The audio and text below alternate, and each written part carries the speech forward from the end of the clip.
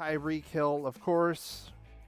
Let's go over this. The contract came out. It's a base contract, 4-year, $120 million. Obviously, you do the math, that's $30 million a year. $72 million of this is guaranteed. A lot of people say, well, it's probably actually a 3-year deal, but you know, that's semantics. I'm not really worried about that. But as far as the trade deal goes, Miami had to give up a first, a second round this year, and then a 4 and 6 next year in 2023 draft. Now, Miami did give up that first round pick this year, but it was the 29th overall. We can get into that a little bit later in the Q&A session. So just to give you a sense of where they are as far as this deal goes. So let's talk about this. How did this happen? I mean, Tyreek Hill is one of their major weapons. How could this possibly happen? This is what kind of built up to this. Obviously, they couldn't get a contract going here, the Chiefs and Tyreek Hill. And then I got to say it here. This deal that we did with Davante Adams, it keeps paying dividends. Not only did we get a great player, we finally got that wide receiver one we talked about previously, but also it set a new bar. I mean, Adams' his base is at $28 million a year. Tyreek Hill saw that and said, look, I want more than that. I want at least $30 million. And that's what caused the friction between the Chiefs and Tyreek Hill. He did not want to take less money than Davante Adams. It's not only my opinion, but it's also what Drew Rosenhaus said, and that is Tyreek Hill's agent, Jerry Maguire, if you've seen that movie, is based on this guy right here. He actually said in this article, quote, "The Adams deal flipped everything upside down. Obviously, the bar was raised higher, so it's not just my opinion." That said, how are they going to fill the void as far as the Chiefs go? I'm not a Chiefs fan, but we have to play them, so you know what's going to happen? Who do we have to face now that one of their biggest weapons is gone? And I just pulled up their roster. Obviously, they signed a couple wide receivers. Now, Juju Smith-Schuster, he's on a 1-year, $3 million deal. Does have incentives where he could get an additional $6 to $7 million. Not too worried about him. Marquez Valdez-Scantling, former Green Bay Packer, 3 years, $30 million.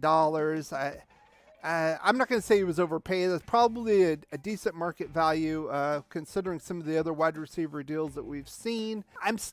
He's going to be actually their deep threat as far as the replacement goes for Tyreek Hill.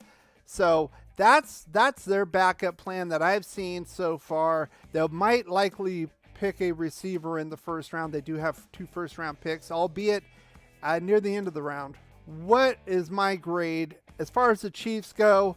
Now, they did get a pretty good draft haul for Tyreek Hill, but he is a special weapon.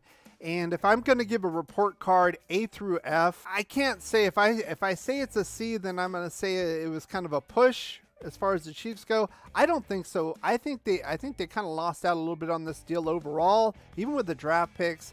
Not so much though. I'm going to give it a C minus. They do have those draft picks. They did sign a couple of free agent wide receivers, but still, overall, they're not Tyreek Hill. He is a special player. Obviously, we know about him burning us in the past. And frankly, you know, it's good that he's gone in our point of view. Now, I'm going to grade this as far as the Miami Dolphins go. Honestly, I got to give this a D for the Dolphins. I don't know what the hell they're doing, to be honest with you. They went and spent first-round draft capital last year on Jalen Waddle. Now they got Tyreek Hill, and I think like ESPN, one of the social media sites, they put, oh, look at all this speed around Dolphins now.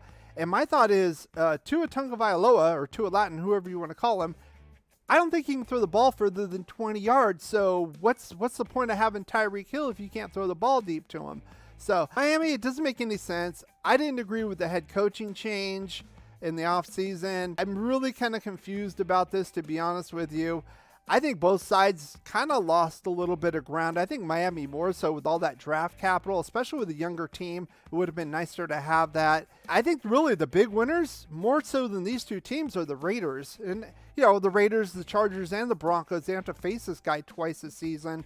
And I think the gap is closing in this division with everything that's happened in this offseason. So, again, a very exciting time for the Silver and Black. Now, as far as our free agent update, when you have great coaches, then after you have great coaches, you get great players. You have a great organization, and you tell them one thing: just win, baby.